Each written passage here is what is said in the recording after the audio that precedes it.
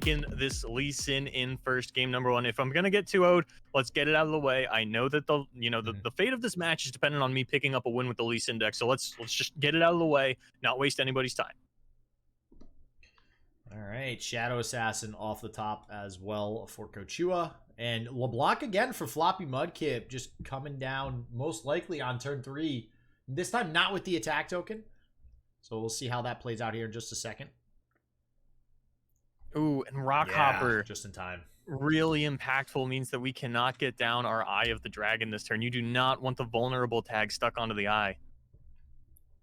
That's so impactful. And that means we can push a lot of damage. Although even if we got the Eye down, it's not like we're blocking with the Eye anyways. But, oh, okay. Actually, just going to use it, yeah. I mean, we've got the 2 twin disciplines, so the Eye can hang around for a bit. And very importantly, I believe the second Eye is probably going to get summoned here with the Gifts from Beyond, which means that we'll have 2 Dragonlings for next turn, which means a lot. We have 2 Gifts from Beyond. So I think that's definitely the consideration that Kochua is making, saying, all right, we got plenty of access to the Eye of the Dragons here.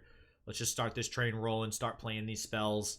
This is exactly why Gifts from Beyond is added in here, which is why, we were talking yesterday, some players, I forget who it was in particular, but just playing Spell Thief as opposed to Gifts from Beyond. Gifts from Beyond just feels way too good to not play right now. Also because Eye of the Dragon feels way too good right now. So, makes sense. Boxtopus was a good 2-drop. Eye of the Dragon's a good 2-drop. You play good 2-drops and you play Gifts from Beyond. It works out. It's like a pseudo Aphelios.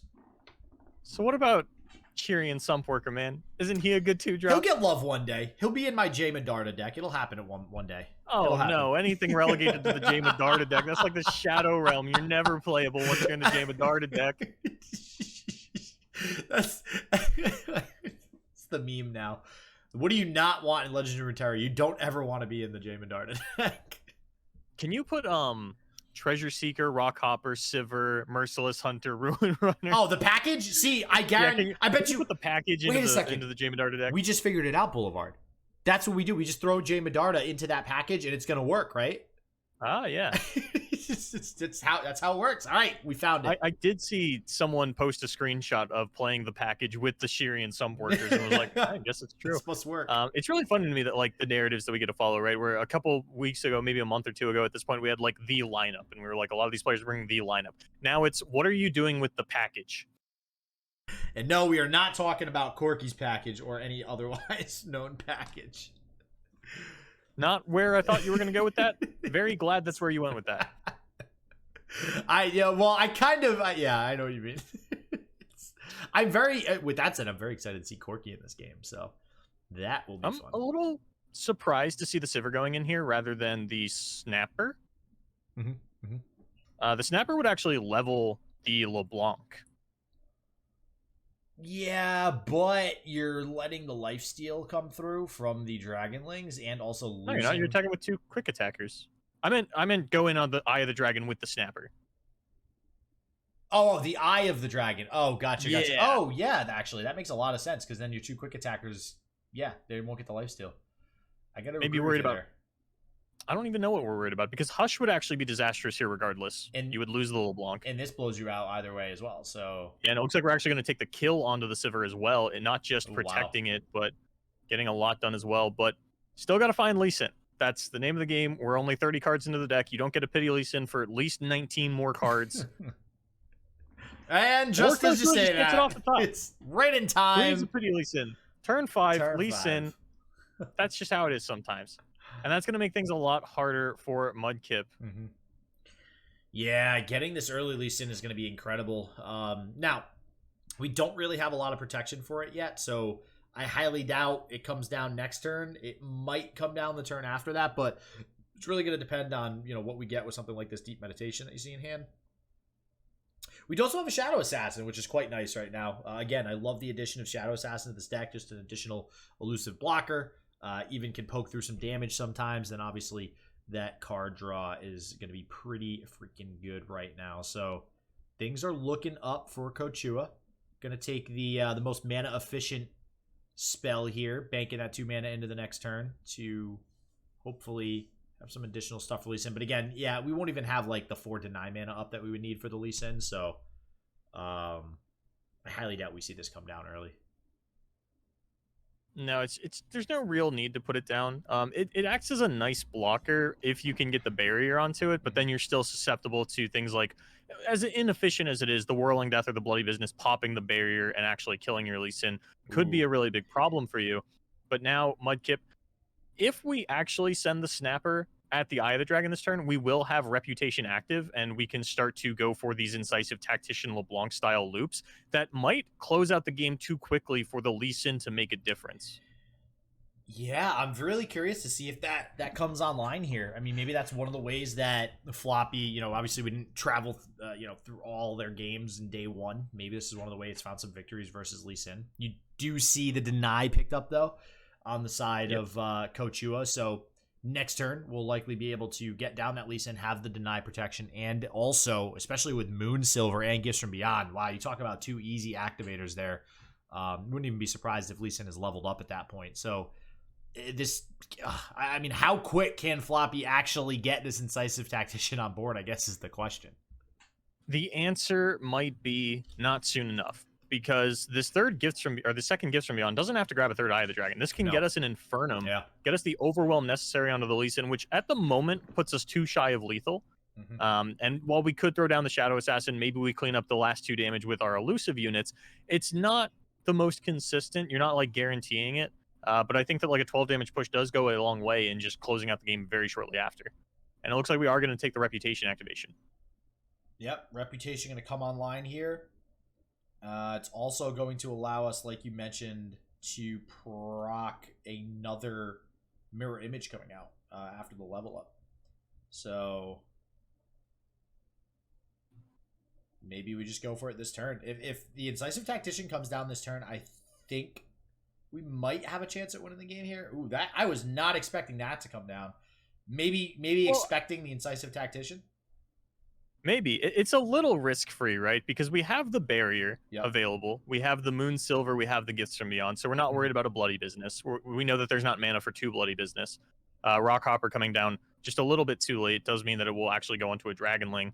But 2 spells still need to be played this turn if a Dragonling is going to pop out for Kochua. Yeah, I think that was actually a great Lee Sin from Kochua. Because if we did play anything else, I think that was the green light for Floppy to play that Incisive Tactician. And then that would have been getting down the Tactician soon enough to actually take the game. But now that it's delayed for at least, probably another 2 turns, maybe we get it down next turn, I don't know. I think we're going to be in a pretty good spot here on the side of Kochua. Zoe getting taken down though, so you take it where you can get it. FloppyMudkip doing some work to clean up some of the board. Ooh, Sivir off the top, and she's almost leveled, but just a little bit shy, sitting at 28 out of 30. Looks like we're starting something off. Gonna at least level the Lee Sin. Not sure if we're gonna get the Infernum. As we had mentioned, we don't have lethal with just the Lee Sin. We would need the Shadow Assassin to connect as well, which would happen because we did already use the Sigil of Malice onto the Zoe, so we won't have that in order to kill the Shadow Assassin. But it looks like we're just going to take the kill onto LeBlanc. Man, you gotta love Moon Silver on deny. Just such a that has the potential to be such a painful blowout card later on for FloppyMudkip. You're always playing around that 4 mana break point, and you get them down to 3. You think you're in the clear, but a Moon Silver was played, so now anything's fair game. We'll see if it comes into play a little bit later. A little damage pushed through for Kochua, like you mentioned. But I don't know. I think now that LeBlanc is gone, the Incisive Tactician kind of train that we were talking about before, I think that was really what was needed to clean up this game. And now it's looking grim for Floppy. I'm trying to think of a way where this does get closed out. I mean, I guess Sivir, if we're able to... At the moment, Kochua doesn't have Overwhelm access. We might get Zenith Blade off of a Deep Meditation, but we used our Gifts from Beyond instead for Infernum to get another Eye of the Dragon. So as it stands, Kochua is actually still 2 attack turns off of winning the game. So Mudkip has a little bit of time again. Yeah, but there's no rush, right? I mean, I feel like at this point, Kochua, as long as you are able to continue to get Dragonlings every turn, you're in a good spot. I mean, and your Dragonlings right now even trade with almost everything on the board for FloppyMudkip. Unless Sivir's gonna levels. level. Yeah, Sivir will Yeah. level. Sivir can just grab Eye of the Dragon, which makes her safe from the Lee Sin, as well as levels her for the turn. Everything's going to get the Spell Shield and Quick Attack. We can clear this out. With the things already having Vulnerable, this could actually be like a really big push with the Incisive Tactician. The Tactician is going to be the difference maker here, right? Because you can use your first attack to just clear out the Dragonlings, clear out the board, try to make sure that you're much wider, and then, push through a little bit of damage in the meantime, and then make a big push with the Tactician. But we've got a lot of weak guys on board. The Treasure Seeker and the Rock Hoppers, these are not the Ruin Runners and little Blancs and even Thrashing Snappers that we kind of wanted them to be. All right, Waking Sand's going to come out, give us another unit. And yeah, I mean, maybe... I mean, if we do get a full board of quick attack units and this Waking Sands dies... maybe the Incisive Tactician is able to close it out and deal enough damage. Well, it looks like we're going to grab them. Yeah. Yeah. Which, again, we pass up the Infernum. We pass up the lethal. Yeah, like it's almost like Kochua is more concerned about surviving than ending the game, and I feel like that's the wrong mindset right now. I think we need to just close out the game, because if you did grab Infernum, I mean, was that 4? Yeah, that's just game. That's just game with that alone. So, I mean, maybe just thinking we'll probably draw the Zenith Blade anyways, because we do have Deep Med. I mean, we're going to have another draw. It's not guaranteed, though, Yeah. But we are going to be able to at least kill one of these Eye of the Dragons, kill the Shadow Assassin as well. Push through a little damage, too. I mean, Ruin Runner going to push through 5. If we do attack with all... Okay, yeah, we're not gonna do the hoppers. And Sivir... We can actually have Sivir live with the Shaped Stone on the Lee Sin kick, assuming that we don't find anything to buff its attack. If we just, deep meditation into the open attack with Lee Sin, then Sivir will go back to our hand. We can replay it. And as long as Sivir's around, we have a really impactful attack with the Sivir Tactician. There's the Zenith Blade off the top, though. Kochua, how do you do it? I told you, he just knew. You find the Lee Sin on time. You find the Zenith Blade on time. 24 cards left in the deck, and we're still finding these masterpieces.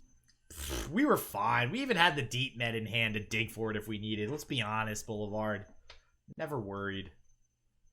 And there's the other one from the Daybreak effect. We got double Deny on backup. God forbid anything come out here. And it's looking like Kochua will be able to close out the game.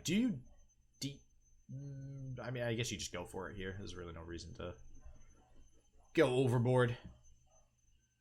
And we can see in FloppyMudkip's hand, unfortunately, no bloody business, no anything really to prevent this. And Kochua using Lee Sin, as we've seen all day, to take yet another victory, this time in the most important game to get a victory, the finals, going up 1-0 versus FloppyMudkip. Yeah, and that was the deck that Mudkip was looking to pick up his wins against, the Lee Sin. Now things get a little bit more rough. We've got Sivir Auction and Discard Aggro as the leftovers. And I'm not sure what was going to get banned by Kochua. Is it the Foundry? Is it the Azir Aurelia? Did you think your Zoe Lee was the one that's in danger? So I'll be curious to see how the rest of the series plays out, but this is a disastrous start for Floppy. Yeah, we'll see. It looks like the discard was banned. All right. No love for the discard aggro, Boulevard. No love for the discard aggro. What does mean we're going to get this Sivir Auction deck, which we have seen a little bit in day one. It's not the, Auction hasn't been like the most popular, but we definitely have seen him pop up in various deck builds, which is nice to see. New champion just being utilized in multiple decks. Very flexible champion. And actually getting him early too, so that might be really big for Kochua. Just getting the early Auction down, getting the early Warlord's Palace down, getting that just counting down early on in the game here, getting the strikes off too. This is feeling pretty good for Kochua. I mean, FloppyMudkip does have the Merciless Hunter to take care of Auction pretty early on in the game here, and I don't really see any good way for Kochua to save. the Akshan if that's the case. So no, and it looks like we might even just get a return, some kind of return vulnerable, right? I mean, I don't anticipate we're going to use Spirit Refuge to save the Akshan here. That seems like a very important tool for a little bit later on when we get into some of the heavier hitters slugging out at each other. So yeah, instead we were just going to get the Rock Hopper and say, I'm throwing down some kind of vulnerable effect this turn, which going into turn 4 does have a really good shot at hitting a Sivir or a LeBlanc, which do not play well on defense. Yeah, now the pull onto the Akshan will at least trigger Warlord's Palace again, so it'll be down to 4 by the time the next turn starts. This is going to pull a reputation proc towards Floppy, too. I mean, again, just Thrashing Snapper working so well in this deck with Vulnerable. You were talking about it earlier, Boulevard. I just love the use of that card there. Pushing through 3 damage as well with the House Fighters. And now, I mean, things are looking to swing back towards Floppy here. I mean, we got... LeBlanc could come down, but Roiling Sand's going to be an issue. Rock Hopper seems perfect for that issue. You know, put the Vulnerable on that instead of the LeBlanc. And then turn 5, we have a Ruin Runner. Yeah, but in the meantime, we're just going to take a pass, it seems, not wanting to give a free kill over to the Sivir. We want this Rock Hopper to persist into the next turn. But things not looking great for Mudkip. Not looking terrible either, for what it's worth. I mean, Kochua's hand is not the best. You know, there's no... Actually, I'm kind of curious. How many of the... I don't think we've seen Kochua ever really draw... Okay, we are playing the full combo pieces. Like, we've got the Ghosts, we've got the Flurry of Fists. I just don't think we're used to seeing Kochua draw those cards, so I had to make sure that he was actually running them. And they are. All right, we could get a Ruin Runner here. That is a very large mana commitment, however, with Kochua still having 7 mana up. We could also... Kai Sandspinner off the top feels great. We talked about this before. Even though both players are running Sivir right now, being able to get that vulnerable tag onto something like Sivir, one of those very crucial cards there, is going to feel really good for FloppyMudkip.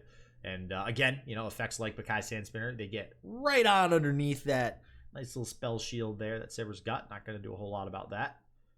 And yeah, Treasure Seeker, great to get rid of the Roiling Sands there. Which means we might go for, yeah, some exact lineups, some nice little value trades. And this is pretty good for FloppyMudkip because if Spirit's Refuge is committed to save the Sivir, you're not losing anything extravagant. Yeah, you're not really playing around as many combat tricks. You do have the Shapestone, though, so you feel very safe to go for, you know, combats like this. And the Spirit's Refuge is going to get committed here. And Kochua continuing to have a pretty weak hand. We'll see if these Sandstone Chargers can make a big difference. Yeah, here's another Rock Hopper. It's just kind of been like the battle of the Rock Hoppers this game Boulevard, going back and forth with these vulnerable tags. I remember when vulnerable first came out. I'm not gonna lie, it wasn't the most impressive keyword. It obviously, you know, seemed like it could be impactful in the future, and I think we are at that future. Just seeing it absolutely everywhere in so many different decks. You know, generally because Shurima is in so many different decks right now, but yeah, works quite nicely paired with Quick Attack, as we keep seeing. And we'll see if we go in for an attack here from Kochua. We have another Merciless Hunter. We get 2 Merciless Hunters in hand for some additional vulnerable if something like the LeBlanc or the Rune Runner eventually come down. I mean, there's 9 mana up for FloppyMudkip. I was going to say, do you take the pass and just blow the mana? But I guess Kochua is saying, no, we got to go in for the attack here. Yeah, you've got to deal some damage, especially when you don't have any Flurry of Fists or Ghosts available to you. You realize that you're probably going to have to win this match in more of an honest fashion, just dealing damage with the attackers that you have on board. There's actually only the 1 combat trick in hand as well, the 1 Twin Discipline. So I think you do have to kind of put the pressure on and understand that Mudkip is playing their hand in a way that they are unwilling to commit additional blockers because it's only high priority units in hand. You don't want to lose any of these for free to a Sivir because of that Roiling Sands. Yeah, Sivir just showing how strong she is here. Pushing 8 more damage too, which Sivir currently, I mean, we're at 18 out of 30. It's 8, 9, 10, 11, 12, 13. Yeah, that's going to level up Sivir when all is said and done. Yep, and there she goes. And now all those keywords are going to get copied. So if we get any sort of decent top deck, you know, with a good keyword here, if we are able to get Ghost off the top, that's going to be great. Going in for lethal next turn. I mean, we only got to do 10 more damage. And honestly, I don't know. I don't think Incisive Tactician is... No, we almost have to play the LeBlanc here, I think. Yeah, which is fine. Which fine, but we're not going to close out the game this turn, right? So oh no, certainly not. And that worries me because I think Kochua might be able to close out the game next turn. I mean, we're only one draw away when all is said and done, and we have a predict in our hand right now with Warlord's Palace having finished the countdown. Well, the Sivir's got vulnerable, so I would assume she's going to die to the LeBlanc. We've got the Shapestone to ensure that we can push through, but with the double, or sorry, not double, that's only the one copy of Twin Disciplines. The Warlord's card actually looks a lot like Twin Disciplines, so I assume this is where we'll see the predict draw. Mm-hmm. See if we can find another combat trick to try and protect our Sivir from this LeBlanc. The other issue, too, is we got 2 Waking Sands in hand. There's a really good possibility that Kochua is just able to go really wide.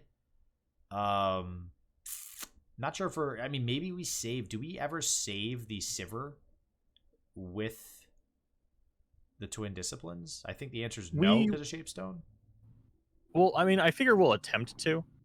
Because Sivir is our meal ticket for winning the game, right? We're not one top deck away from winning with any of these other cards. It needs to be Sivir.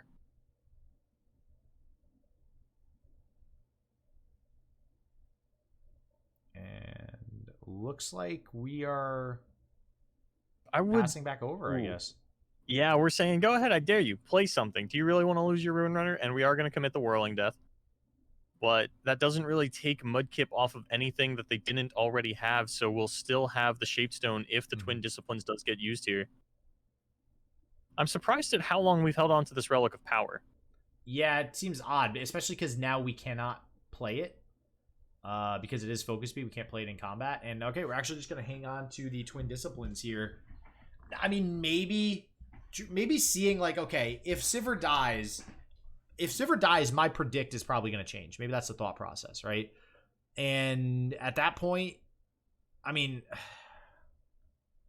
I don't know. I don't know if you ever like want a ghost as an example, or like, okay, there's Sivir. We get another Sivir. Okay, great. There we go. See, and maybe that's why, thinking, okay, if my Sivir does survive, I get something different like a ghost. If she doesn't, then I'm probably looking for another Sivir. So there's a concussive palm. That might allow us to go wide enough here. If we can play, we're 1 mana short of concussive and 2 Waking Sands. But honestly, 1 concussive and 1 Waking Sands might be enough.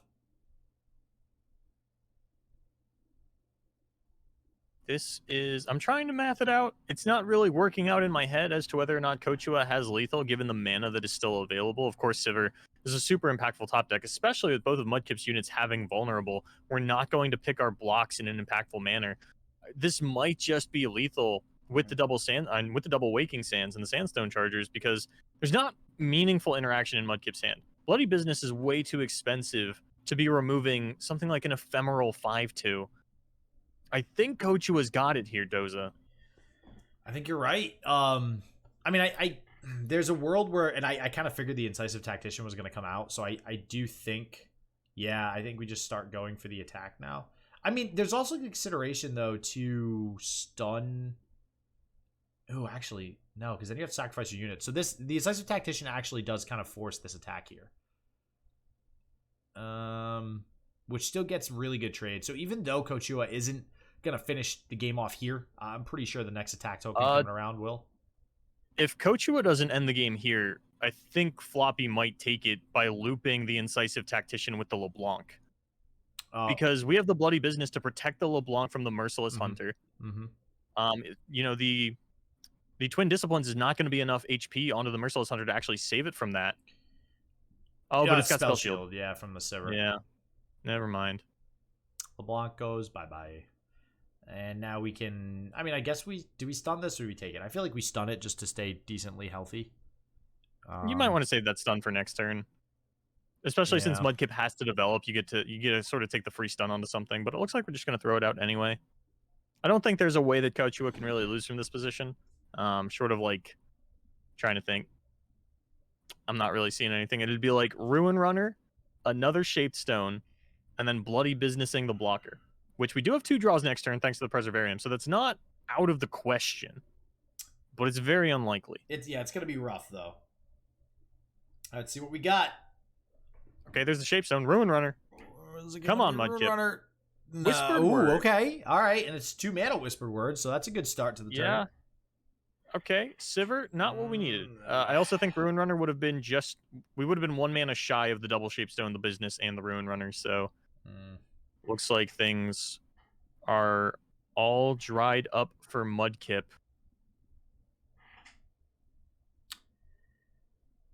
And yep, just passing back the burst pass that Mudkip just, you kind of have to do it. Waking Sands are gonna get played here. Not sure why we're playing it this early. I feel like you're pretty okay just passing back there, but okay. So we're gonna level. Are you ready for this? Let's hear it. You sneak through one attacker. You double Shaped Stone it. You try to boomerang for lethal. I mean, listen, this is a similar situation that we saw earlier where there was, things left unblocked, and having multiple Shaped Stones would have won the game. We see the 2 Shaped Stones in hand, and yeah, there is also the Ricochet. So fingers crossed that nothing gets blocked here, or something doesn't get blocked here. If the Thrashing Snapper goes through, it deals 8 damage off the double Shaped Stone. That puts you down to 3. It's not impossible for the Ricochet to pick up lethal, but it is highly unlikely. But these are the kind of outs that you need to play towards. Yeah, I don't see us sacking Akshan, Merciless Hunter, or Sivir to this Snapper. Yep, Merciless Hunter going to go in front of it. She's not going to take any risks on the side of Kochua, but I don't know if Kochua has lethal now. Wow. Yeah. Yeah, it's going to clear a lot of units from Kochua's board. We have another Waking Sands for unit. We have another quick attack unit, though. We got Ren Shadowblade, so... We have Bloody Business that we can still throw down this turn, though. Of course, do need to throw it down pre-combat. We did see the Sivir Spell Shield come in big on the previous turn, so we might Bloody Business now. But if that happens, Kochua doesn't have lethal as it stands. Yeah, Kochua slowly just losing control of the board. And, that Warlord's Horde just cannot tick down fast enough. Boulevard. Oh, we're going to play the What is it? What does it got? What's it doing? We can't. We're just trying to pop the Spell Shield on the Sivir, I think, is what we really care about. And we completely misses the Sivir. But we kill Akshan. Okay. We still kill a unit. It completely missed the Sivir, though. What is this? Oh, man. That is going to completely change the outcome of this game. Yeah. And Ruin Runner met with a second Twin Disciplines. Oh, Ruin Runner. Yeah. And now we have that combo you were talking about. That set of cards. Oh, we might have it here. I don't see any reason why any of these units remain unblocked. I mean, if we do not block a unit, we have double Twin Disciplines now. So similar to the double Shaped Stone. Yeah, and we're gonna Bloody Business the Ren Shadowblade. We could. Oh no, it's got 6 attack. Which means our Sivir lives, and there's only 1 unit left on the side of Kochua when the turn is done. I think Mudkip takes this. Yep. This very much looked like Kochua had this, and just out of nowhere, Mudkip coming back here, and this Warlord's Horde just never popping off. I mean, it's at 4. No, the Akshan randomly dying to the Ricochet means that we didn't get additional strikes off. We could theoretically get it at the beginning of the next turn if... Oh, no, not even, right? It would have to be the beginning of the next attack turn at this point. Yeah, and I think we're going to get an open attack on a Mudkip. And even if we use, the Twin Disciplines to try and save our units, we'd still lose our entire board.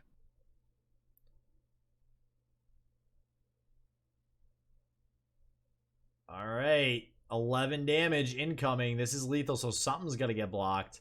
Imagine you just toss the Snapper in front of one of them. If one remains unblocked, that's the opening. Does Floppy commit another blocker? Floppy, you got it. It's so... Because it's only like 2 attack buffs, and it has to be either Shaped Stones or Twin Disciplines. You don't really have a good read on the hand. And I think you just need to understand that if you have the Ruin Runner, you probably have it. This is so tight for both players, though. Yeah, and I think, I agree, right? You have the Ruin Runner, so I don't think you're worried about saving any of your units. So I do think this is the right decision from Mudkip. There's the Ruin Runner. And as it stands, this is lethal on the open. You have Spell Shields. this Sivir, unless you top deck Spirit's Refuge for Kochua, I think is the only thing that could save you. Yeah, another Sivir's not going to do it. We're going in for the open attack. FloppyMudkip doesn't have to pre-commit anything because a blocker must be declared. So we're going to get to play the double Shapestone onto whatever is unblocked, and FloppyMudkip, against all the odds, is going to take game number 2. Hold on, back up, Boulevard. Does Kochua survive with double twin disciplines on health? No, you just double Shapestone the Sivir. Oh, just do it on the Sivir instead of the Rune Runner. Okay. Yeah. Yep. The double Shapestone finally could be able to come out. No choice this time to block this unit or not. And God, it feels so bad to have Warlord's Horde just chilling on the board there. Can't get it. Funny enough, for style points, even if somehow we accidentally hit the OK button, right? Kochua goes down to like 3 HP, whatever. We have the Ricochet to try and take the lethal toss again. But we are just going to have it here. Yeah, Twin Discipline's going to come out to ensure that we don't die to the Rune Runner. And now second Shapestone should come down onto the Sivir and just give us lethal. There it is. And FloppyMudkip taking game number 2. Shen emote up for Kochua. And that does mean we're going to a game 3. It almost looked like Kochua was going to 2-0 sweep all the way through to the finals. As we did see Kochua take down the quarterfinals and semifinals, both 2-0. So we're going to get a third game, though, as it should be in the finals, Boulevard. Love to see game 3. This is so insane, right? Because we took a win on the Lee Sin. That's the deck that Mudkip was looking to beat out, immediately loses to it, comes back and narrowly wins out the reputation against the Zed Sivir. And now we're going to get to see what the final deck is. It's Frostbite Foundry up against Akshan Sivir, rather. All right. And what better game 3 in a finals than a deck playing puff caps, baby? Gotta love to see it. Love to see the hype moments with the puff caps. Let's see if it comes down. Yeah, you're excited for hype moments. I feel like we're about to get a blowout. I love this, man. I love this. If Mudkip is leaving open the Sivir Akshan, it means that he is probably more confident in his ability to beat this with his decks than he was the discard aggro, which makes sense. Yeah. I would not love to take Frostbite Foundry into discard aggro. The spell shields are rough, but maybe we can fight through it. We've got an okay opening hand, not the best.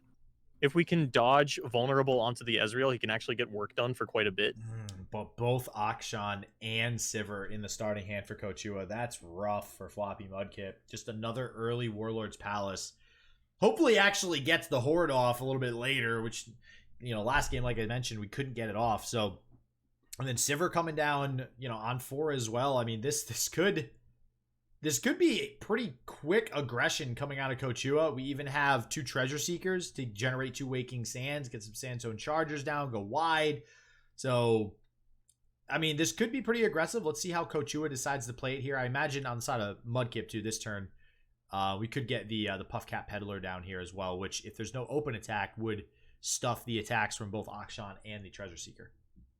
Very interestingly, I don't think we've ever seen a Ghost or a Flurry of Fists in Kochua's hand. Yeah. As I mentioned, I went and checked last game to make sure that they're actually running these cards. Yeah. They are there. We promise. Just continuing to not get those. Yeah. The triple Treasure Seeker opener sounds really problematic for Mudkip. Yeah, I mean, we could chump block anything here. Use the Brittle Steel. Get rid of something off the board here. I imagine it's going to be the Akshan if Akshan does attack. And it feels bad thinking, let's hold back Akshan. But yeah, I do like this, going really wide here. Pushes through a fair amount of damage. Do you hold back the Akshan? I suppose. I guess that's what we're doing. I'm not totally sure why. Maybe we really want to utilize that Akshan champion spell. We don't have a second Akshan. There is no champion spell. No. Maybe we want to draw another Akshan and get the champion spell. Yeah, I mean, it's probably gonna die to a freeze, but it still doesn't feel good. Yeah. So what I'm more concerned about is whenever we see really hype, really intense game twos to like claw back a series, I feel like game 3 is usually a blowout one way or another. And triple Treasure Seeker is a really good start to a blowout game 3. Yeah, it is indeed, Boulevard. I mean, we're going to be able to possibly pick off one here. We have another Mystic Shot in hand as well. I mean, we have tools. We have tools at our disposal in Mudkip's hands. It's not like we're bricked or anything like that. So I do think this is well within the realm of Mudkip's deck to be able to come back in this? Yeah, the big thing is going to be, can we survive the Waking Stands? And sort of the trade-off for these triple treasure seekers is there's no vulnerable that Kochua has available. There's no Merciless Hunter. There was no Rock Hopper to try and make sure that the Ezreal was, oh, okay, just going to immediately use the Ezreal's Mystic Shot as well to pop the Spell Shield, open her up to a Brittle Steel. Yeah, I don't hate that. I mean, it basically forces you to, if you're, especially seeing Kochua not attack with Akshan, you got to think that Kochua is not going to attack with Sivir to also play around something like Flash Freeze or Brittle Steel. So maybe we just don't see the Sivir attack as well to save her. And especially now that you have Flurry of Fists, I mean, maybe you want to go ahead and keep her around, right? It's possible. It would be nice if she could level and give the double attack over to even just the Ruin Runner, but we're actually just going in with everything. Yeah, line up the Puffcat Peddler. We're going to Brittle Steel and possibly even Harsh Winds. Or no, we only got 5 mana, so yeah, just Brittle Steel Flash Freeze on a 2/1 feels really bad. So maybe just take all the damage, to be honest with you. Yeah, I mean, I don't see a point to Flash Freeze a Treasure Seeker. We are falling pretty low here, but the hand of Kochua is not great if we can deal with the board. If we can just get this Ruin Runner out of the way, the Waking Sands are going to pose a threat a little bit later on. It really depends on like how much mana can we save on the side of Mudkip, but we've got Troll Chant, which is probably the most efficient main deckable tool for popping spell shields. Yeah, oh, it's amazing.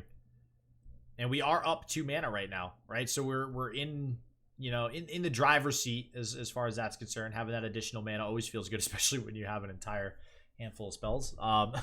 But we also have the Mystic Shot that's looking like it's going to come through. Unless Kochua, I wouldn't even be surprised if we see this Concussive Palm here. Yeah, it's going to prevent the Mystic Shot. It gives you another unit on board. And going into next turn, you have triple Waking Sands that you can just plow down onto the board here and possibly, I don't even know, we can't even play anything for Mudkip. Yeah, that's just 6 mana burned. I thought Mudkip might use a Troll Chant just to pop the Spell Shield, play a little mana efficiently, sort of staring down this triple Waking Sands and saying that's a lot of damage coming through. The Warlord's Palace, nicely enough for Mudkip, cannot get overwritten by a Waking Sands, so we're currently only sitting at 1 Charger potentially coming down. We finally get our hands on a Hex Core Foundry. I thought you were going to say we finally get our hands on the super important Ren Shadowblade that finally came off the top of Kochua, so. Yeah, something like that, Doza. Oh, I just love, I've seen it so many times. It's so great. I know what you're doing. As soon as we hang up this call, you're like, I don't need to eat. I don't need to shower. I just need to put Ren Shadowblade in my Sivir Akshan deck and head to ladder. Oh, are you kidding me? Dude, I'm putting it in my Jay Medarda deck. What are you talking about? But yes, probably. I very much want to try this out in Sivir Zed. So it seems like it definitely hasn't been bad. I mean, people have wanted to remove it off the board. It's not like it's useless. It is pushing more damage here as well. We'll give you another Shadow Fiend to, I mean, if we get another Shadow Fiend, that's potentially 3 Sandstone Chargers and a Shadow Fiend. That's an entire board of units in 1 turn. With only 7 mana too. So that's pretty good. And now things are kind of awkward because we didn't use a Troll Chant last turn. We are forced to use one here in order to pop the Spell Shield before we get off the Harsh Winds. And if there's really any combat trick in Kochua's hand, then Mudkip just loses here. If we don't Frostbite one of the units that is hitting us, we will lose to the Flurry of Fists. Yeah, So we cannot save the Ezreal and the Puffcat Peddler. We have to save the Ezreal just because it's getting targeted by a unit that has... okay, we're going to Flash Freeze, and that's gonna save us for now, as long as we don't Troll Chant the Puffcat Peddler onto the Ren Shadowblade to try and save it. Well, we could Troll Chant, we could add health to the Puffcat Peddler and then reduce the attack of the 3/2 or the 2/1, right? Yeah, it's kind of weird though, because at that point you're only playing around exactly Flurry of the Fists. You are not playing around Shaped Stone or Twin Disciplines, and Kochua doesn't have either. I'm curious. So we'll see if we actually do bait out the Flurry here, but even then, you're by no means out of the woods. There's still a Ruin Runner on board. There's still triple Waking Sands in hand. There's still a lot of units on field. Ooh. Actually, we're going to put it on the Ruin Runner. Yeah, and this still gets blown out, right? You play the Troll Chant, and now you still save Ezreal, and you save the Puffcat Peddler. That's going to feel pretty good for Mudkip. All right, we're hanging on by a thread, Doza. This is what we wanted to see, an intense game number 3. Not really a blowout on the other side, though Kochua does seem to be in a very good position as the Puff Caps. They're getting up there, but they're pretty far away. But now with an Ezreal level. Ooh, anything's possible with an Ezreal level Boulevard. And, yeah, and a Hexcore Foundry. I mean, you have not only a Hexcore Foundry, but the card that you want to have with Hexcore Foundry, which is Harsh Winds. Because Harsh Winds almost usually represents like a free turn, like a go next, right? Like, okay, here, you went into combat. We're going to try this one more time. You're just going to pause here. I'm going to frostbite 2 units, and we're going to move to the next turn. So this could be a comeback of comebacks for Mudkip here. I don't know, Doza. There's a lot of units in Kochua's hand. There is. The 3 Waking Sands on top of the Shadow Fiend is so much.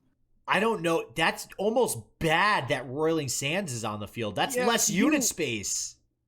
Do you Mystic Shot the Ruin? I feel like you Mystic Shot the Ruin Runner because you want the Overwhelm off the field at least, right? Like, sure, we make more room for Waking Sands and things like that. Although I think this Shaped Stone will probably secure it. I think we're going to have like exactly enough to frostbite everything, and Shaped Stone is going to sneak through the lethal.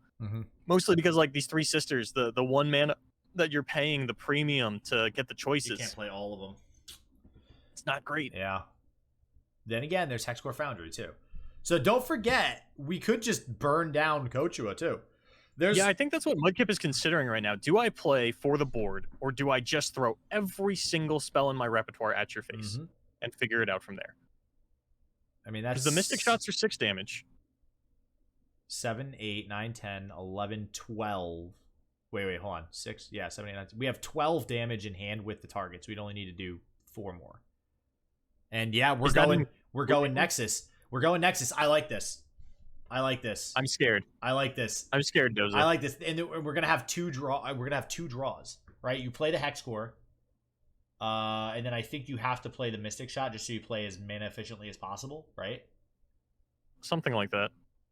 So we play Hexcore and Mystic Shot. We keep the 2 mana going into next turn. We draw 2, which gives us a really good chance of drawing like another targeting ability. We're only gonna have 3 mana, I think, or no, 2 mana actually. This is gonna be really close. We're only gonna have 2 mana after we play a Flash Freeze with the 3 sisters and the Harsh Winds, I believe, if I do math correctly, which obviously that's a problem. So we'll see. We got 1 shroom. We got no shrooms. That feels bad. No shrooms is significantly lower than ideal. Yep. But as it stands, if we just get an open attack, then Mudkip's actually fine. We'll have 2 blockers, we'll have Harsh Winds, we'll have Flash Freeze for the follow-up Shaped Stone.